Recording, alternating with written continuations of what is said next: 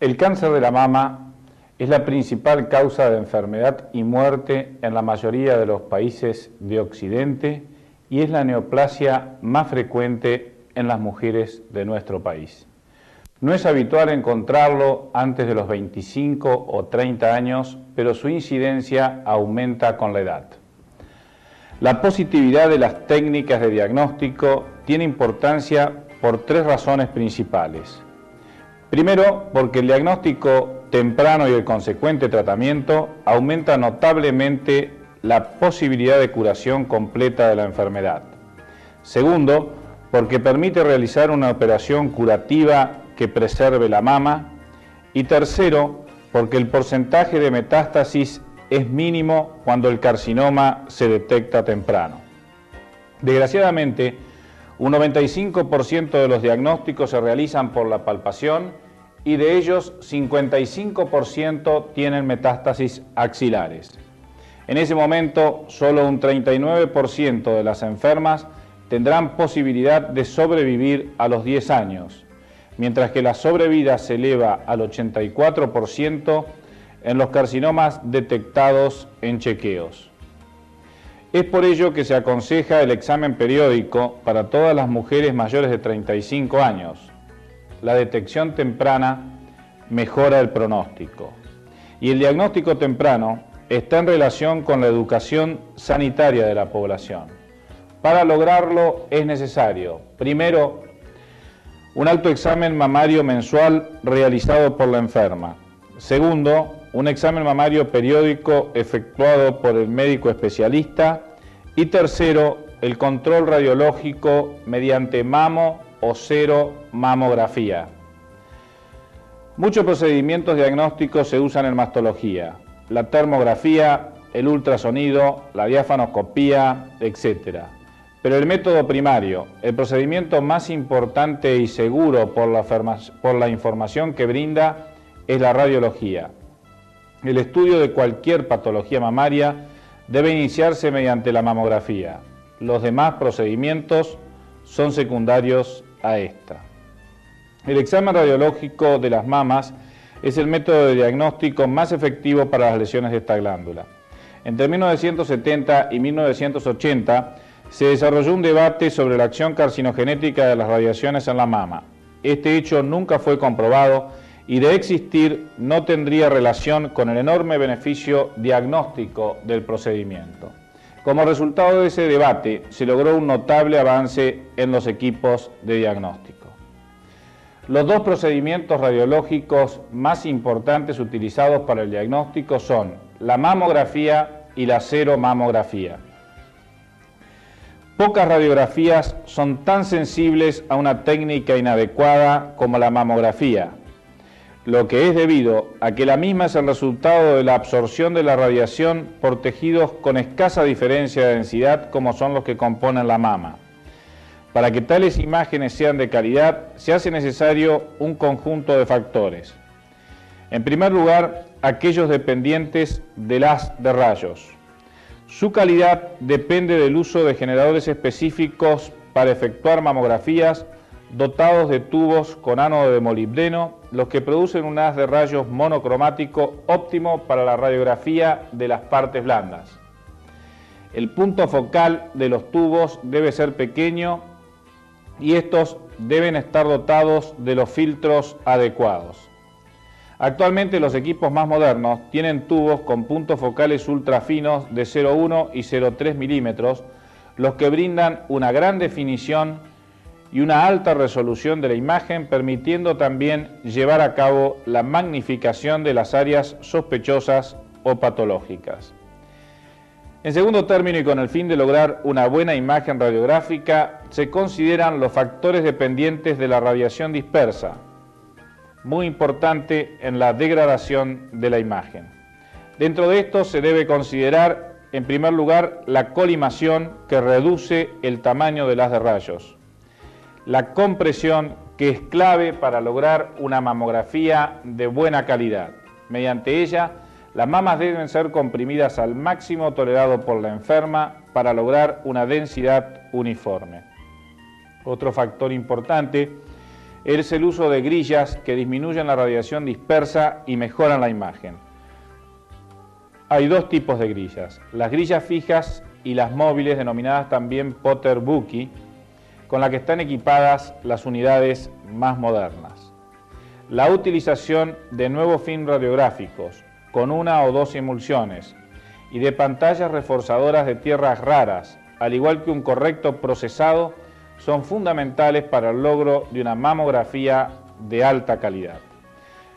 Por lo tanto, y resumiendo, la mamografía es un procedimiento radiológico llevado a cabo con equipos y tubos especiales utilizando películas radiográficas. La seromamografía es un procedimiento diferente y consiste en un sistema que usa un plato de aluminio recubierto por selenio, el que cumple la función del film radiográfico. En esta diapositiva se observa un plato de aluminio y en la siguiente el cassette dentro del cual se introduce dicho plato. El plato es expuesto a la acción de los rayos X, los que producen una imagen latente por la redistribución de las cargas del selenio que recubre dicho plato. El proceso de transformación de esta imagen latente en real no requiere líquidos, de allí su nombre, proveniente del griego xerox, seco. En la siguiente figura se observa el procedimiento completo. Antes de su exposición a las de rayos, el plato es cargado en una unidad acondicionadora y este plato tiene cargas positivas y negativas en el selenio que lo recubre. El plato cargado se introduce en un cassette que cumple la misma función que el chasis radiográfico. Este cassette se toma del aparato acondicionador con el plato y su interior y se coloca debajo de la mama. Se hace la toma radiográfica utilizando un mamógrafo convencional. Las radiaciones pasan a través de la mama y descargan el plato en relación inversa a la densidad radiográfica de los tejidos ubicados por encima. Por ejemplo, la descarga será mayor si hay tejidos grasos y menor si son tejidos densos. En este esquema está representado, en lugar de la mama, una seroradiografía de la mano. Por acción de los rayos X se produce una redistribución de las cargas de selenio sobre el plato y queda en este una imagen latente. Este plato se coloca en una unidad procesadora en la que la imagen latente se transforma en una imagen visible. Para ello, el plato es espolvoreado con un polvo revelador llamado toner, constituido por partículas cargadas eléctricamente, las que se dirigen a la superficie de selenio de acuerdo a sus cargas eléctricas. Luego, una hoja de papel llega por un mecanismo mecánico a ponerse en contacto en el plato con la imagen latente y se produce la transferencia de la imagen del plato al papel. Este último es fijado posteriormente mediante el calor y se produce la imagen real, la que queda lista para su interpretación diagnóstica, mientras que el plato es limpiado por el aparato para una nueva utilización. Por lo tanto, la seromamografía, desde el punto de vista del procedimiento técnico, difiere de la mamografía en el sistema de registro, pues usa un plato de selenio y papel para registrar la imagen, en vez de la película radiográfica que se utiliza en la mamografía. Y ambos procedimientos, la mamografía y la seromamografía, son iguales en el hecho de que utilizan una radiación ionizante, los rayos X, para la producción de la imagen radiográfica. Desde el punto de vista del examen técnico, la mamografía no es un examen difícil de realizar, pero el técnico encargado de llevarlo a cabo debe tener un entrenamiento previo que le permita efectuar correctamente el examen. Utilizamos habitualmente las siguientes posiciones: la cráneo-caudal, la medio-lateral, la cráneo-caudal oblicua interna y la cráneo-caudal oblicua externa. Para la realización de la posición cráneo-caudal que se observa en esta diapositiva, la mama es puesta sobre la platina de tal forma que esté incluida la mayor parte de la misma hasta la región yuxtatorácica. Dado que el cassette es recto y la pared del tórax es curva, muchas veces en esta posición quedan sin visualizar las zonas posteriores. Son las zonas ciegas que se ven en punteado en el siguiente esquema.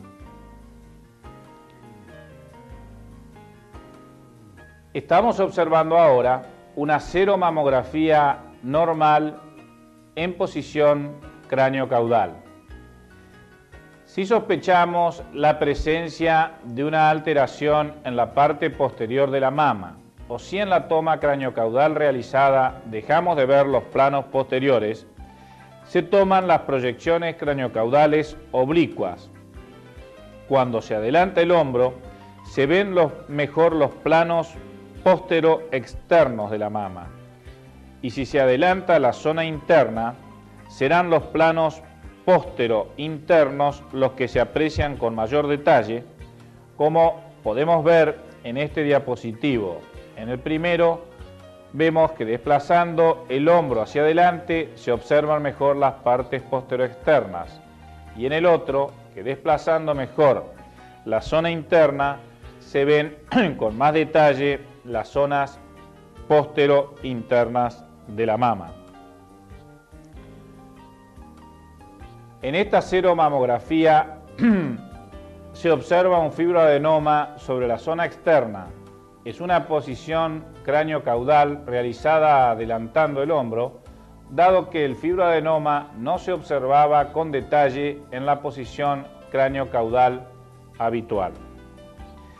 Para realizar la radiografía de perfil, lo podemos hacer de dos maneras, o la mediolateral con el haz de rayos perpendicular a la mama, o la mediolateral oblicua, para lo cual se coloca el tubo con una incidencia de 45 grados. Esta es la mejor posición para la realización de la radiografía mediolateral de la mama y la estamos viendo en esta diapositiva. La mama está comprimida y el haz de rayos incide en 45 grados sobre la misma. Con esta técnica, cuando existe una buena calidad de acuerdo a la posición, el pectoral debe cruzar la parte superior, póstero-superior de la mama como una línea oblicua dirigida de abajo hacia arriba y de adentro hacia afuera. En esta diapositiva vemos el esquema para comprimir la mama. La toma de perfil con la mama comprimida, logrando una uniformidad del tejido a radiografiar. Las zonas ciegas en esta posición son las próximas a la pared torácica. En la siguiente diapositiva vemos una toma mediolateral oblicua a la izquierda en una mamografía y a la derecha en una seromamografía. Si bien el estudio radiológico de la mama cuenta con posiciones estándar como hemos descrito, debe ser realizada teniendo en cuenta las condiciones individuales y los signos físicos de la enferma. Por ello, a menudo es necesario efectuar tomas adicionales para una determinada lesión. Por ejemplo, en esta diapositiva vemos una seromamografía panorámica para observar los planos posteriores de la mama. Inmediatamente por delante de los arcos costales se observa una formación localizada de contornos definidos. Y en esta otra seromamografía, el foco ha sido elevado con respecto a la mediolateral oblicua para tomar la prolongación axilar y el hueco axilar. posición que utilizamos con frecuencia cuando sospechamos la existencia de una glándula mamaria supernumeraria o cuando queremos descartar la presencia de metástasis ganglionares. La seromamografía tiene la ventaja sobre la mamografía de utilizar un chasis de formato más grande que permite tomar desde la axila hasta el pliegue submamario y desde el pezón hasta la pared costal. En esta diapositiva vemos en línea punteada el tamaño de un formato regular para una mamografía y en línea llena el tamaño de un formato regular para seromamografía. ¿Qué es lo que se observa en una mama normal? La anatomía normal de la glándula mamaria en la radiografía aparece como zonas superpuestas de las distintas estructuras de la mama: la piel, el tejido conectivo, el tejido glandular.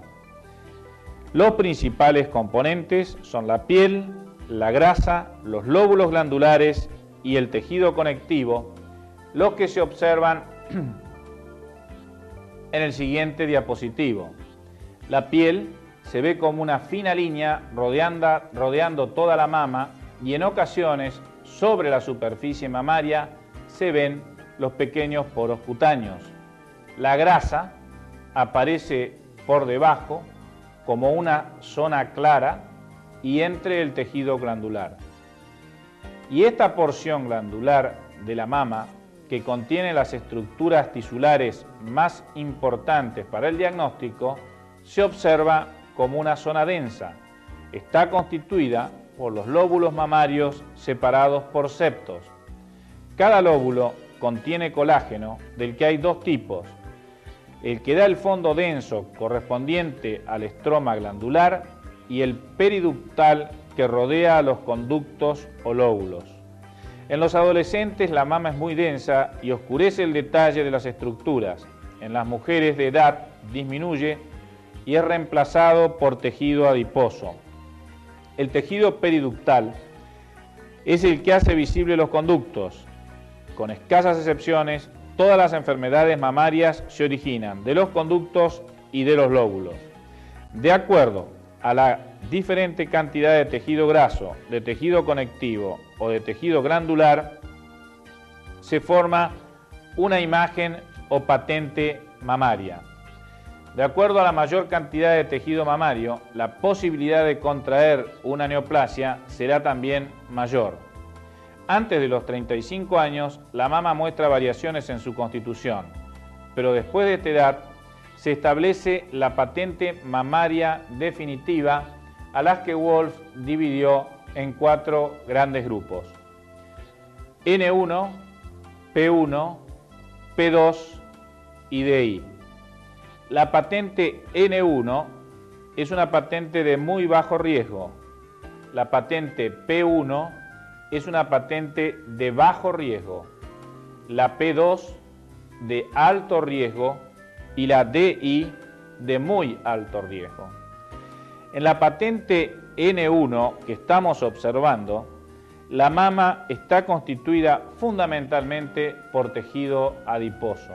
En esta seromamografía resalta muy bien sobre el tejido adiposo la pequeña imagen densa de un carcinoma. En la patente P1 de bajo riesgo son mamas con zonas adiposas, pero conductos prominentes en la porción anterior, ocupando menos de 1/3 de su volumen, tal cual se ven en esta seromamografía, que presenta también un carcinoma, aunque de mayor tamaño que el anterior. La patente P2 de alto riesgo muestra ductos prominentes ocupando más de 1/3 de su volumen, como vemos en esta seromamografía. Y por último, la patente DI o de muy alto riesgo tiene un compromiso parenquimatoso severo con importantes áreas displásicas, las que ocultan la patente ductal. Es la seromamografía que estamos observando en este momento. La llamada patente indeterminada es el término utilizado para el patrón de las mujeres menores de 35 años con una patente parenquimatosa no definida. Un 30% de las mujeres tiene patente P2 y DI, y en ellas asienta un 80% de los cánceres. El 70% restante corresponde a los grupos N1 y P1, en los que se encuentra solo el 20% de las neoplasias. De allí que las patentes N1 y P1 sean de bajo riesgo y las patentes P2 y DI de alto riesgo. Basados en esta clasificación, se establecen los criterios de seguimiento y control radiológicos de acuerdo a la patente que presente la enferma. Los mismos se pueden apreciar en el siguiente gráfico. A continuación, nos referiremos brevemente al diagnóstico diferencial radiológico de las enfermedades mamarias, a las que hemos dividido en dos grandes grupos: las enfermedades mamarias difusas y las enfermedades mamarias localizadas. La enfermedad mamaria difusa es la displasia mamaria. Este es un término mal usado y a menudo poco comprendido. Se caracteriza desde el punto de vista histológico por cambios en la cantidad de los tejidos epitelial y conectivo. Estos cambios se inician en la edad temprana, cuando la glándula se desarrolla. Se produce una hipertrofia del tejido conectivo y un aumento de la actividad del epitelio. Si bien es un término histológico, se puede diagnosticar por la radiología. En los casos en que el tejido epitelial y el conjuntivo se desarrollen en forma igual, aparecen áreas displásicas densas, bilaterales, a menudo simétricas, con un mayor desarrollo en las regiones retroareolares y en los cuadrantes superoexternos. Estas suelen presentar calcificaciones aisladas.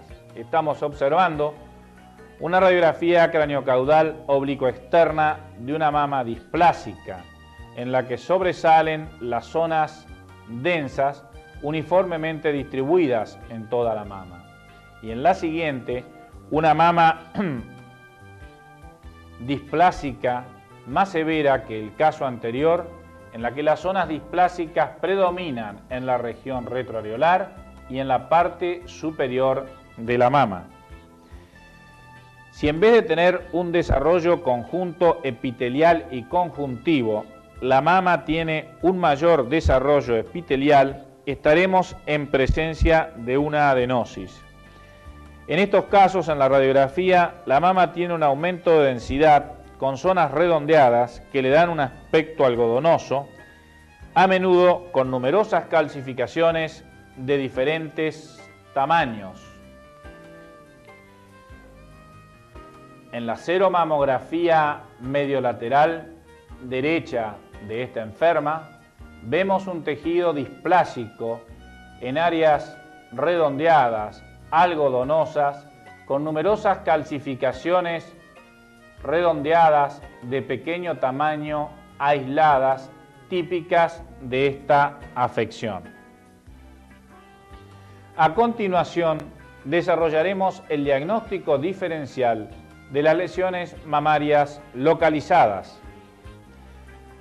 De ellas daremos las normas generales para el diagnóstico radiológico y para la diferenciación, no siempre posible, entre lesiones benignas y malignas.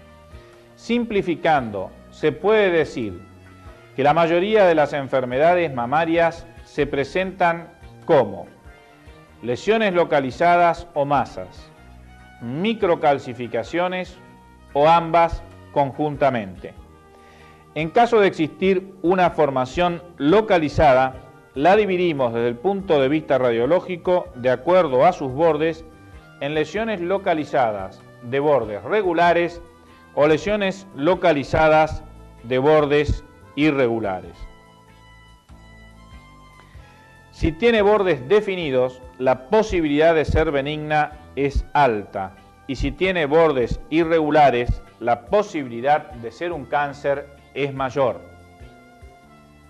Las principales lesiones localizadas de bordes irregulares son el carcinoma de Cirro, la cicatriz operatoria, la necrosis grasa, el hematoma y la cicatriz radiada. En el carcinoma de Cirro hay una masa central y bandas lineales que las rodean de aspecto espicular. A menudo hay retracción de la piel o del pezón y presencia de microcalcificaciones. El tamaño radiológico es menor que el tamaño palpatorio. Cuando el tumor es pequeño, se lo denomina también baby escirro, la masa central suele no verse. Pero la retracción que determina el cáncer provoca una modificación de la arquitectura mamaria con distorsión y asimetría.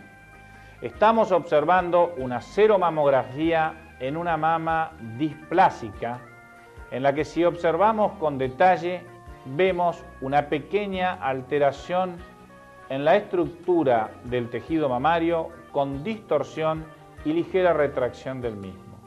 No se observa una masa tumoral. Este es un pequeño carcinoma escirro detectado por la seromamografía. En el siguiente estamos viendo una seromamografía con un carcinoma escirro que ha determinado una retracción mayor que la anterior. Sobresalen los trazos lineales densos de aspecto espicular que convergen hacia una zona puntiforme. Si bien no se aprecia la mama, la modificación de la arquitectura mamaria provocada por la retracción y la aparición de las espículas es mayor y se ve en esta posición cráneo-caudal y también se observa en la seromamografía de perfil.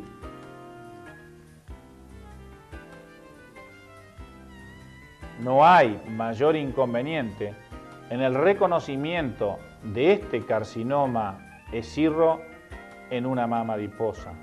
La imagen es más grande, más densa, con una masa central y tractos lineales espiculares que resaltan sobre la claridad del tejido adiposo. Siguiendo la evolución en cuanto a su tamaño, vemos un gran carcinoma escirro con invasión y retracción de la piel, mientras que en esta mamografía de perfil observamos un carcinoma que ha invadido y retraído la parte inferior de la mama. Se debe tener en cuenta, cuando se diagnostica un carcinoma mamario, la búsqueda de un cáncer en la mama contralateral. Es por ello que las mamas deben ser observadas en forma simétrica, colocando ambos frentes y posteriormente ambos perfiles en posición opuesta y comparativa para poder ver la asimetría que puede existir en las mismas. Otro hecho que se debe recordar es la presencia de carcinomas multicéntricos, como el que observamos en esta radiografía, en la que aparecen dos núcleos de carcinoma escirro, dos formaciones tumorales con trazos lineales espiculares dirigidos hacia la parte periférica. Antes de continuar con el diagnóstico diferencial de las lesiones de bordes irregulares y a modo de resumen, recordaremos que los signos radiológicos del carcinoma de la mama se dividen en primarios y secundarios. Los signos primarios son la presencia de una masa espiculada o de una masa lobulada o de una masa de bordes lisos mal definidos. Y los signos secundarios son la distorsión de la arquitectura tisular, la existencia de microcalcificaciones agrupadas, la asimetría en la densidad, hecho por el cual se debe valorar siempre la presencia de áreas displásicas asimétricas y someterlas a control cuando no se tenga la certeza de que se trate de una neoplasia. Otro signo secundario es la existencia de un conducto único dilatado, un engrosamiento cutáneo localizado o la presencia de asimetría vascular. Se debe recordar también que existe una relación entre la forma del cáncer y su crecimiento. Los tumores de aspecto multinodular son de rápido crecimiento. Las lesiones estrelladas de tipo escirro son de crecimiento intermedio y las nodulares o circunscriptas de crecimiento lento. Por otra parte, y comparando las sero y las mamografías, la primera de ellas es superior para visualizar las pequeñas distorsiones de la arquitectura tisular provocadas por el cáncer y también para la penetración de las áreas displásicas y el estudio de las mamas voluminosas por el mayor campo que se puede abarcar. La seromamografía permite también una mejor observación de las microcalcificaciones atípicas que la que se pueda obtener con una mamografía, hecho que es aún más importante si se trata de mamas densas displásicas. El segundo diagnóstico de las lesiones localizadas de bordes irregulares lo constituye la cicatriz quirúrgica. En las cicatrices operatorias, lo primero que se debe conocer es la existencia del antecedente y del tipo de lesión previo a la realización de la operación. En segundo lugar, es fundamental la variación del aspecto radiológico de la lesión de una incidencia a otra, la ausencia de una masa central y la diferencia de las espículas de las cicatrices quirúrgicas con respecto a la de los carcinomas escirros. En la cicatriz quirúrgica, las espículas son más finas, más largas y a la palpación no hay tumor. Estamos observando una seromamografía de perfil. Se trata, como se ve, de una mama operada e irradiada por los cambios que en ella se observan. La piel se encuentra engrosada, como se señala en la flecha negra, y la flecha hueca señala una formación irregular en los planos superiores. Al realizar la posición cráneo-caudal, persiste la deformación postquirúrgica y posactínica de la mama, pero no se visualiza más la presunta formación localizada. Este es un típico cambio ocurrido con motivo de la cirugía a la que fue sometida la enferma. El tercer diagnóstico diferencial de las lesiones localizadas de bordes irregulares lo constituyen las necrosis grasas. En ellas debemos valorar, en primer lugar, la existencia de un antecedente quirúrgico o traumático, la presencia de una masa regular o irregular, la existencia de áreas hiperclaras en la radiografía sin lesión central y a menudo con el tiempo la visualización de calcificaciones redondeadas con centro claro. Estamos viendo una seromamografía craneocaudal izquierda de una mama operada, como se nota por la alteración cutánea que señala la pequeña flecha negra ubicada por fuera de la mama. La otra flecha está señalando una zona de mayor densidad de contornos poco definidos, en la que resaltan pequeñas imágenes redondeadas, hiperclaras, bien delimitadas, que son las correspondientes a la necrosis grasa. Con el tiempo, la zona de mayor densidad tenderá a desaparecer, quedando tractos fibrosos, y las zonas hiperclaras de necrosis podrán o no calcificarse. Otro diagnóstico importante de lesiones localizadas de bordes irregulares lo constituyen los hematomas. Los mismos aparecen como formaciones densas, espiculadas, que reducen su tamaño y desaparecen en 3 o 4 semanas. Su diferenciación con el absceso, que puede dar una imagen radiológica semejante, está dado en que el tiempo en reabsorberse de este último es mayor que en el hematoma. En este se debe valorar también la existencia de un antecedente traumático. Ahora hay que tener en cuenta que muchas veces las enfermas consultan al médico porque con motivo de haber sufrido un traumatismo palpan en su mama un tumor. No hay que asociar inmediatamente ese tumor que se palpó clínicamente con el hematoma. Se debe efectuar una mamografía para ver si no corresponde a un hallazgo motivado por la palpación de esa mama provocada por el traumatismo y no tratarse de un hematoma. Estamos observando ahora una seromamografía de una enferma que sufrió un traumatismo y que posteriormente presenta una masa palpable. Al efectuar la seromamografía se ve un área de mayor densidad con una ligera depresión cutánea.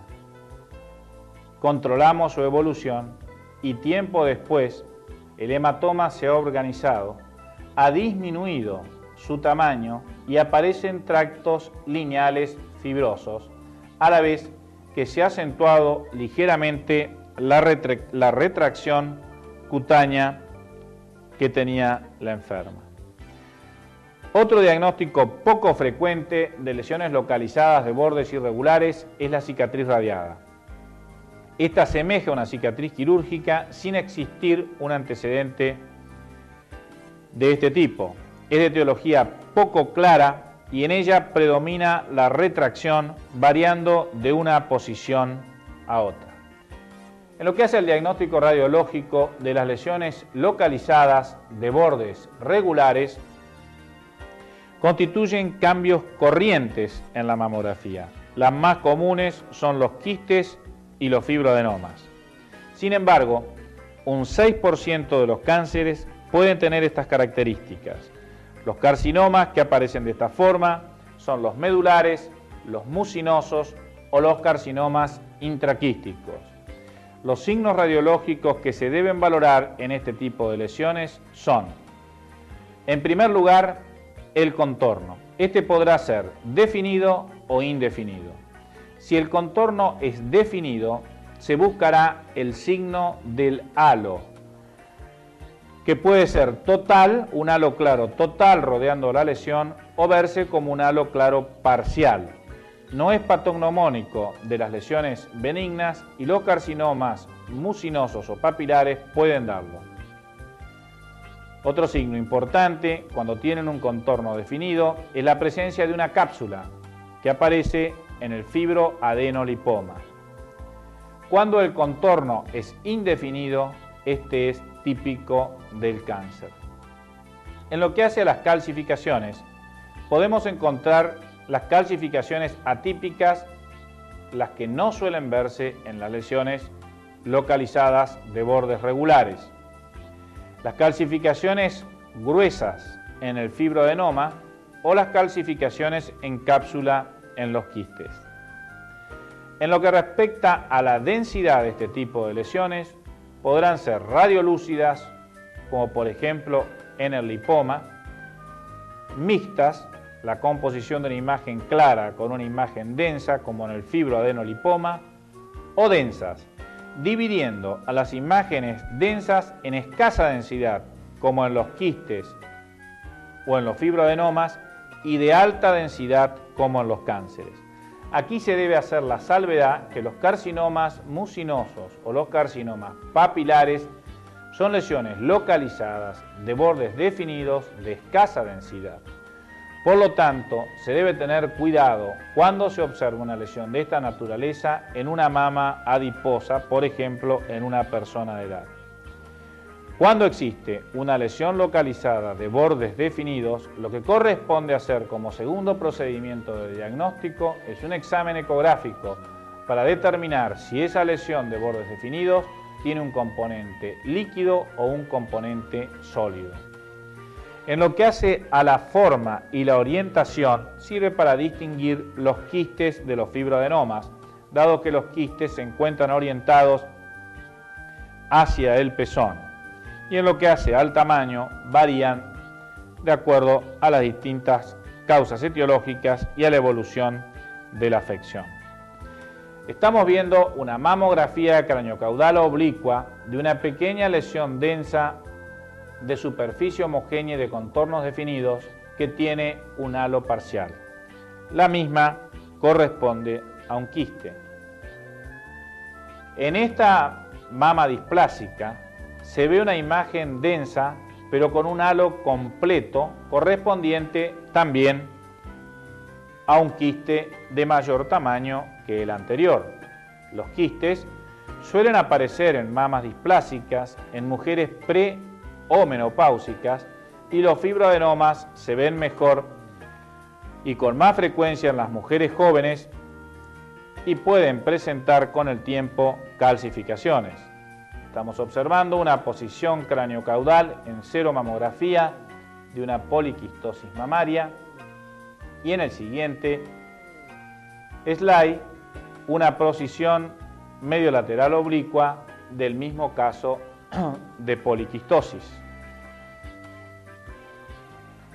En esta diapositiva vemos una mama displásica con alteraciones localizadas correspondientes a fibroadenomas calcificados y fibroadenomas sin calcificar. Los carcinomas medulares, mucinosos, intraquísticos y ocasionalmente los carcinomas intraductales tienden a dar lesiones bien delimitadas, las que cuando son pequeñas no difieren de los quistes o de los fibroadenomas. Las lesiones circunscriptas por cáncer suelen presentar una irregularidad en alguna parte de su contorno que ayuda al diagnóstico. La densidad del cáncer en general es mayor que la de las otras lesiones circunscriptas y en ocasiones tiene microcalcificaciones. Vemos aquí una seroradiografía de perfil con una formación redondeada de bordes casi en su totalidad definidos, ligeramente borrosos en la parte posterior correspondiente a un cáncer. En la siguiente seromamografía de perfil se ve la formación redondeada de contornos poco definidos con microcalcificaciones atípicas en su interior, las que se aprecian con mayor detalle en la toma ampliada. Y en esta seromamografía observamos una formación densa de mayor tamaño, de superficie y contornos irregulares, extendida en gran parte de la región retroareolar de la mama.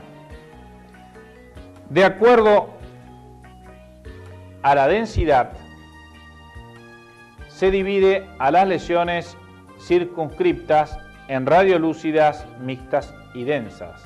Las lesiones radiolúcidas son los lipomas, la necrosis quística y el galactocele. El lipoma se ve como una imagen hiperclara, como el que estamos observando aquí, a veces difícil de diferenciar del tejido circundante en las mamas adiposas, salvo por la presencia de una fina cápsula densa o por el desplazamiento de los tejidos que lo circundan. De las lesiones mixtas, las más importantes son el fibroadenolipoma, el galactocele y la presencia de ganglios normales, axilares o intramamarios. En esta seromamografía de frente de una mama en involución con zonas displásicas se ve sobre la parte externa la existencia de una formación ovoidea dirigida en sentido anteroposterior que tiene zonas densas con áreas claras.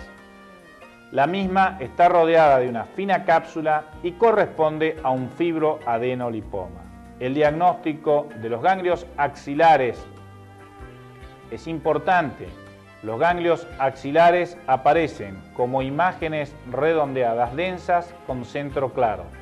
Cuando el ganglio es patológico, se opacifica, aparece solamente como una imagen densa y habitualmente aumenta su tamaño. El diagnóstico de los ganglios axilares no ofrece tantas dificultades, pero se debe sospechar que estamos en presencia de un ganglio intramamario cuando vemos una pequeña imagen redondeada densa con centro claro, ubicada próxima a un trayecto vascular y por lo general en el cuadrante superoexterno de la mama.